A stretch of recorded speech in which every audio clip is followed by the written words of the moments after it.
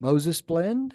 Does that go well with Moses technique? Yes, that's well, it cleans the second layer of the aura, like the structural part, so Okay. physical blockages in the body, so in Mhm. your anatomy and things like that.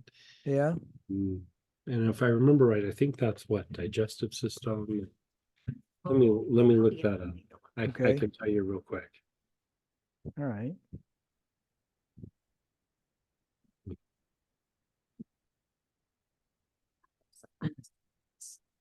That is sandal.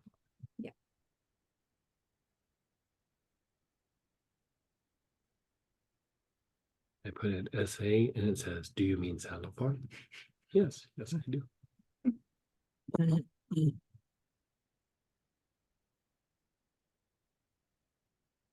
So digestive system, enteric nerves, your fascia, potential trigger points. So Hmm. it's good for that. But you could also use it for the Moses technique. And the reasons why it's called Moses is, um, like that Moses technique, that pattern was laid out in a very metaphorical way by Moses. And the instructions were to use hyssop and cedar. And Okay. the Moses blend uses hyssop and I can't remember. It's like I think four different kinds of fancy cedars. Hmm. Just because back then they used to use the cedar that came out of Lebanon. And the closest thing that there is to Lebanese cedar is Atlas cedar. And so I have that in there, but I also put like Himalayan and I think it's Japanese and might be Taiwanese as well, just because they're like really, they smell good and they're really fancy, potent cedars. And so um, it has a very strong um, cleansing effect. And if I'm right, hold on, let me look up one more thing. Part of part of what you're doing um,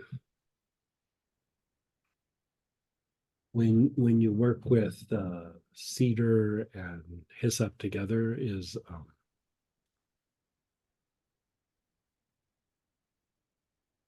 there's this thing in Buddhism called Vajrayana, and it basically means moving, like moving the mind from speculation to having the cognitive abilities to recognize your true nature. And um, part of that layer of the aura that you're working with the Moses blend is actually tied to that process. And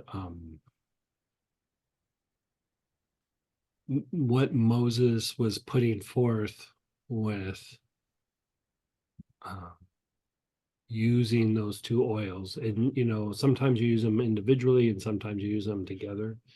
But hyssop is very activating to the heart and crown, and cedar, like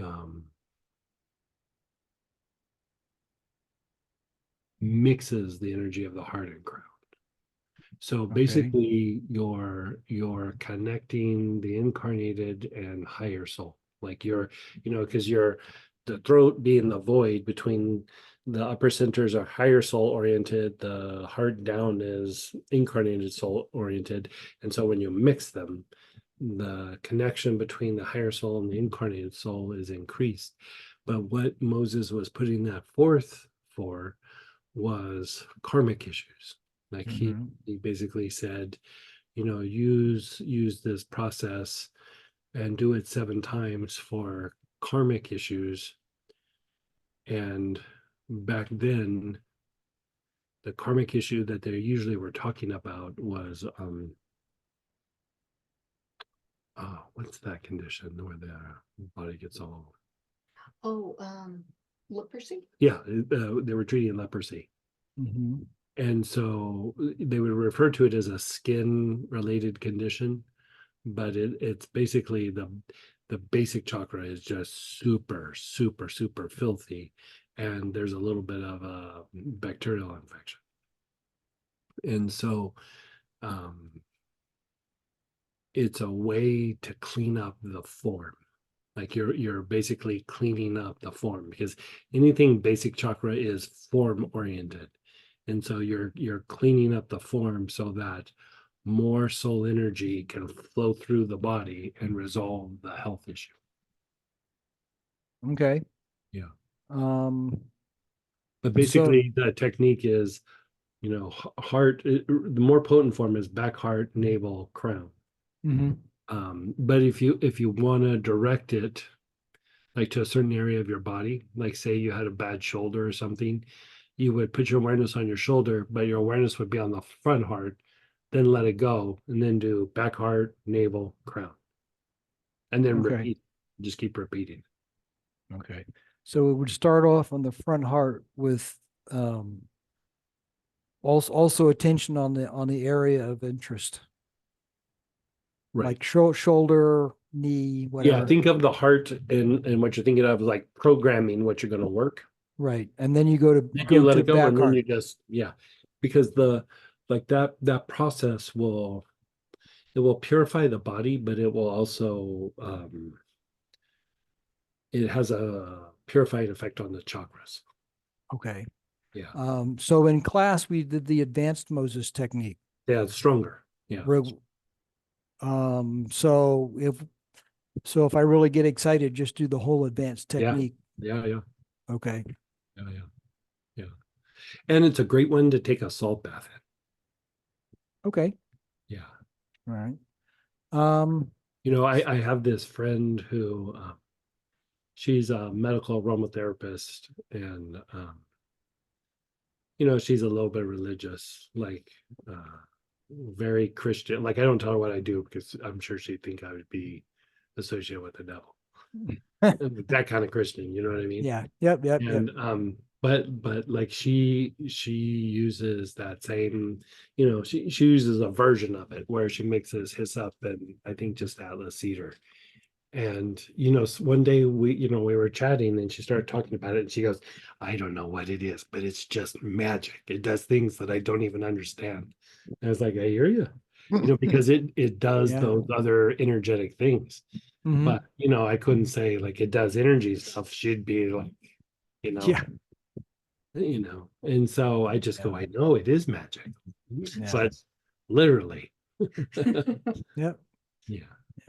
I won't tell her from a physicist point of view. Magic is just technology we don't understand. Yeah. Let's not get, don't and get too magic- detailed. Don't get too detailed. Yeah, magic is just the ability to harness the laws of nature. That's all Yep. magic is. That's all What- it is. Whether the law of nature is currently acknowledged or whether it's something we're Right. still discovering. Right. Yep. So Welcome to Lawrence Livermore Labs. Anyway, Right. that's classified. We can't talk about that. Anyway, Right.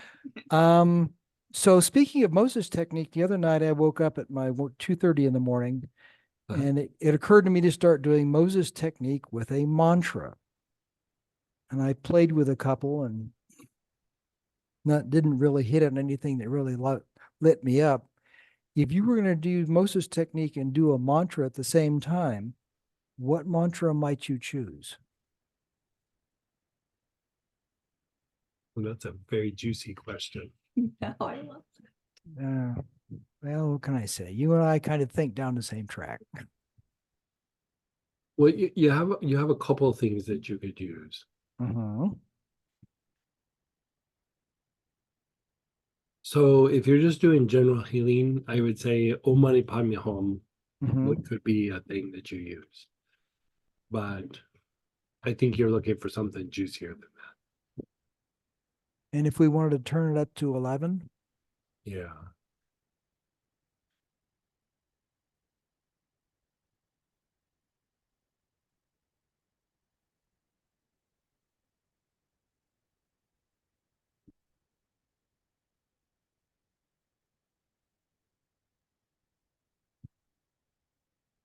So I would use a holy name as the mantra. Okay. And I would do the holy name were you on this last weekend? No. Okay, so the holy name is for the Ming Men. Okay. And even though you're not putting your awareness on the Ming Men, you're stimulating transmutation, and you're stimulating establishing order both within the body and like order in how you interact with the environment. And so I'll spell it for you and then I'll tell you how to say it. Okay. Okay, so A-D-O A-D-O. N-A-I. A-D-O-N-A. Oh, That's all one word. okay. All right. And then the second word being T. Z is in zebra. Yes. A. And then B. And then A again. And then O-T-H. Okay. So I would say this like very, I wouldn't say it out super loud. Like say it, you can whisper it. You could say it kind of on a low voice, or you can just say it internally. Mhm. But you kind of break it up into like syllables. So you would go e, do, na, e. So that would be the first word. Okay. So A and then D-O and Yep. then N-A and then the I. Okay. And then the second word you'd say za, like T-Z-A, and then ba, and then oath. Okay. So watch, I'll like just close your eyes and I'll chant it a couple of times. All right.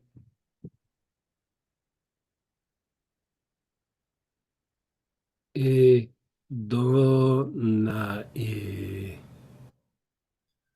za ba oath.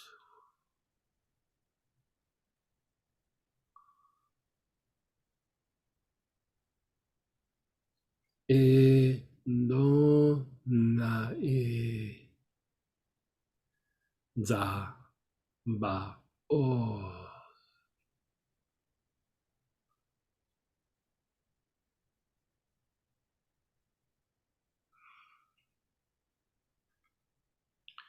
E do na e za ba oath.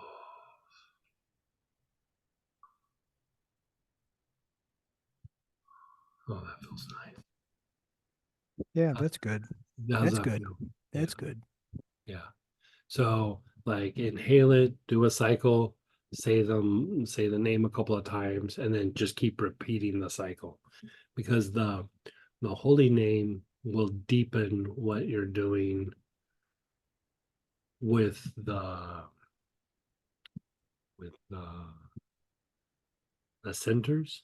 And then so here's the other thing. Like we talked about it on the weekend, but I don't know that I've talked about it very much in previous classes. Maybe a little bit. So when you're going back heart, navel, then crown, right? So Yep. do a couple cycles of that and say the name, right? Okay. But like I'll tell you what I'm doing, and then I'm gonna walk everybody through it. Okay. So